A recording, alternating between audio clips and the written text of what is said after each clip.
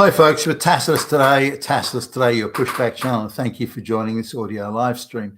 In this essay, I'd like to talk about the phenomenon of entitled low IQ brat chicks who are in senior law officer positions.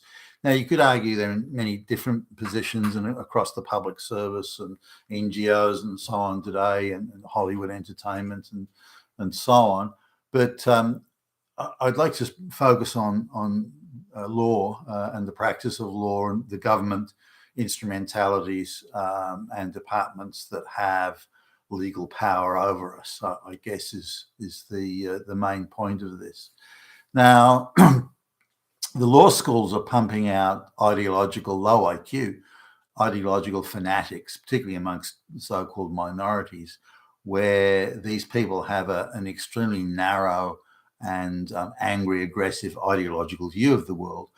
What are they apt to do? So they've completed their law course in college, and they get walk straight into a government job or an NGO job, which is affiliated closely with government. But they walk straight into a job, and maybe it's not a well-paid job, but they're at this point they're a practicing lawyer. But all across YouTube and people that you meet and people I've met and people I talk to, what do they think their job is? Is their job to uphold and abide by the law, uphold the Constitution, for example? Is it to scrupulously observe the law and the administration of law, including equality before the law, the rules of evidence, due legal process, all of these sort of things? Justice is blind, doesn't care who you are, where you're from, and the scales will weigh the facts, the evidence. Do they believe any of that? Well, they don't believe any of that, none of it. They're coming out of law school and they're there to fight Nazis. Nazis are everywhere. Fascists are everywhere, and their job is, as they see it, isn't the law. You're right. Their job is to fight Nazis. They're the resistance to fight back against Nazis and fascists. They're everywhere. And you say, well, how did you even make it out of law school with that attitude? But we're talking a lot of low IQ people who wouldn't even have made it out of junior high school, let alone senior high school and then into university and through the law course. So they've all got affirmative action, diversity, equity, inclusion type qualifications. We have to have more black lesbians, practicing law, because that creates equality or something like that. So we're told. So these young women, particularly young women, are drawn into this, but young men too, particularly like gay men and that sort of thing. They're drawn into this idea that there is a world of crushing oppressions. Nazis are everywhere, misogyny is everywhere, patriarchy is everywhere. Every black person is being murdered 1,000 times every day by evil white people. White cops are killing hundreds of millions, billions of people every 5 seconds, and so on. So they've got these crazy notions that logistically isn't.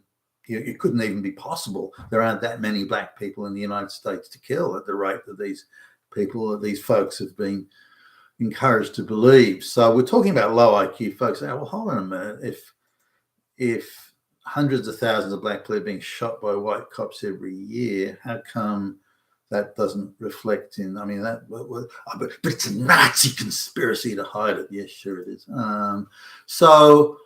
So these people are coming out with these radical ideological fanatical views, and they're not just getting, they're going into practicing law again in NGOs that are funding all sorts of anti-American or anti-Western. If it's white, it's evil. If it's straight and white, it's double evil. If it's straight white male, it's triple evil. And they just have these default positions that they go to, and they're fighting back against all these things, misogyny and whatever, racism. Racism everywhere. Racism has never been worse.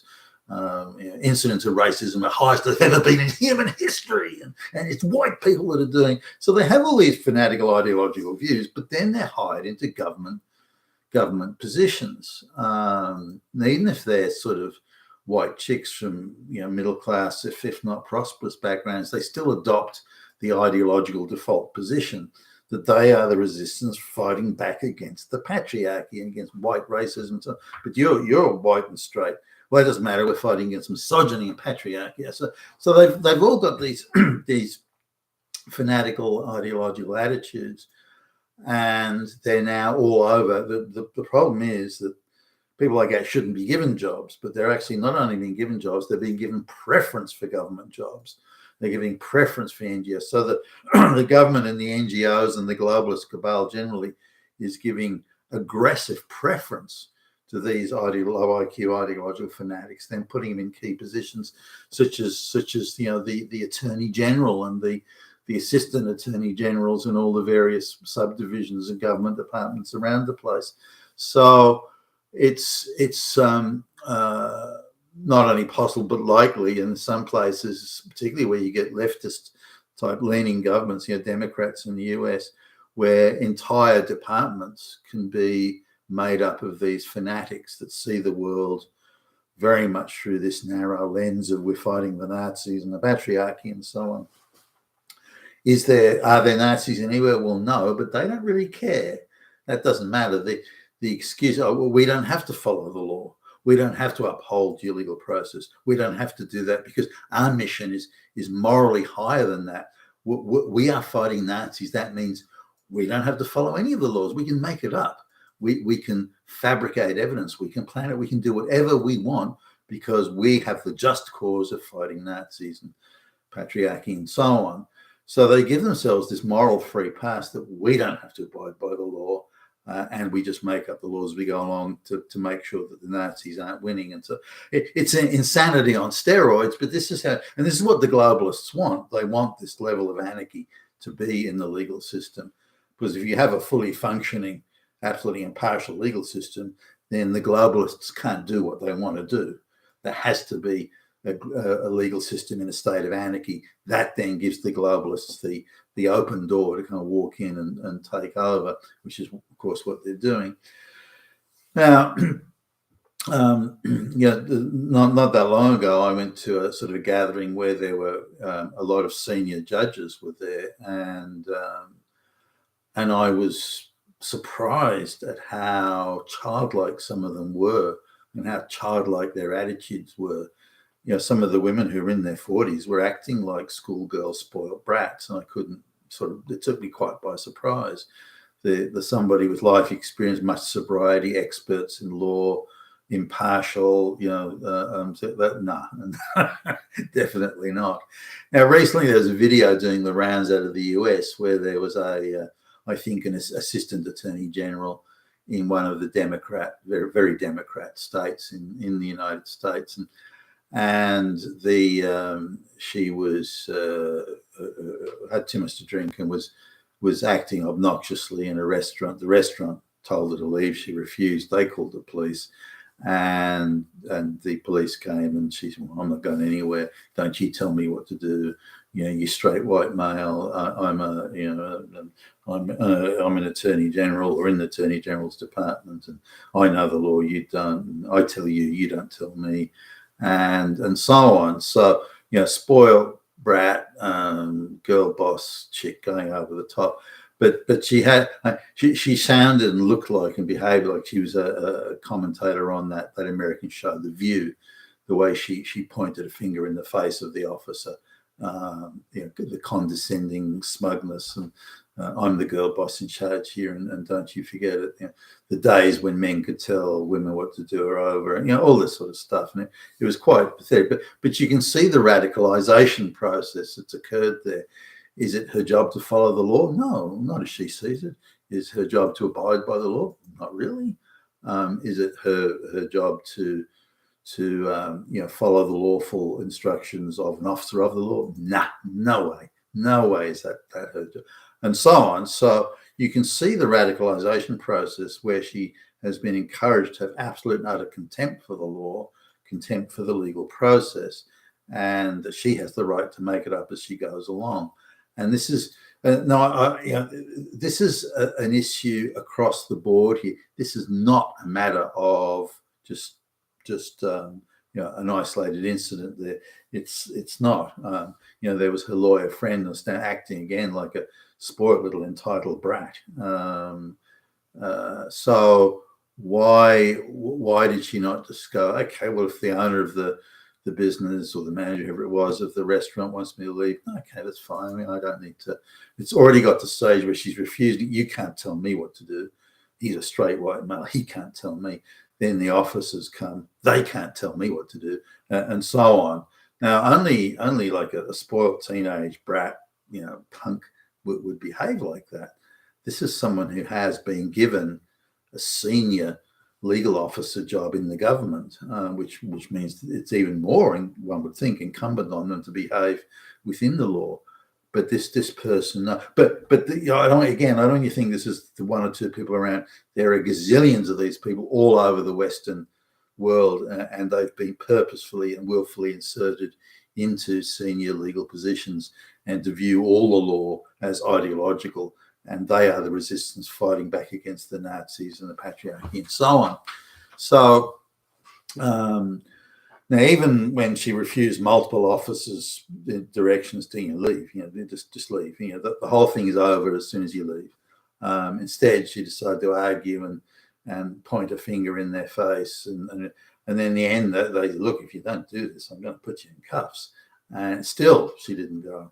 And even while she's put in cuffs and being put in the police vehicle, she was still making threats. You're going to regret this. I'm going to get you, and this sort of stuff.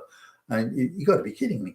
But this is the view that they have, and these people are now everywhere, and they have this attitude. Now, I looked at and it's not hard. Just look at a few of these people, and particularly sort of women in this case. But look at a few of these people, and they, she went to some third tier, fourth tier college, where he got some arts law degree. Doesn't appear to be a student of any promise, whether in high school or I would figure she'd have probably dropped out of junior high school in the real world. But anyway, so she's got these affirmative action pass-throughs into college. Then she walked straight into a lawyer's job with some activist law firm that's like a government quango type stuff. So she walked straight into that. And then after 4 years, 3.5 years of doing nothing there, she's then hired as the assistant attorney general for a government department. What? Are you kidding me? Here's this low IQ, nothing student who's done nothing in law, worked as like fetching the sandwiches and fetching the coffee or something like that. So it's just an entry level law clerk effectively, and then is hired as the assistant attorney general. Well, no wonder she's so fucking entitled. But that scenario again is everywhere. The idea, an assistant attorney general, oh wow, that must be someone who's like really, really accomplished in law and is considered to be an expert in constitutional law and someone who's litigated serious. No, this is a job for activist two-bit flunkies. But this is what we're up against in the legal system until it comes back to a meritorious system of people being there to uphold and abide by and impartially administer the law. Until we get back to that standard, then we're all in a lot of trouble. You've been Tacitus today, your pushback channel, and thank you for listening.